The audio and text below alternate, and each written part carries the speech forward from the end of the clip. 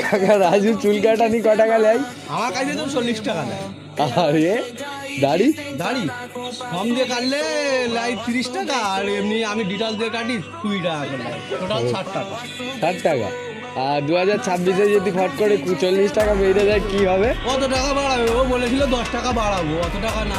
মানে সব মিলে 70-80 টাকাই হোক, না না 10 টাকা 70 বাড়ালে টাকা 70 টাকা হবে। ঠিক আছে। তাহলে আমার চুল কাটা নেই কেন? আমি দাড়িও কাটিনি, গোপও কাটিনি, শুধু জিরোমের দিয়েছে কেন? আর 100 টাকা নিল। তোর বাপের পয়সা আছে, আরবের পয়সা আছে। আরবের পয়সা বলে কেন? তোর বাপের আরবের পয়সা হয়তো শুনেছে বেশি নিয়েছে। না এবার কি করা উচিত? তুই মারা কি করবি তুই বুঝে নে। বিড়ি খাওয়ার টাকা নেই, এবার 40 টাকাটা ফেরত দেওয়া উচিত তো। তোমার ব্যাপার। হ্যাঁ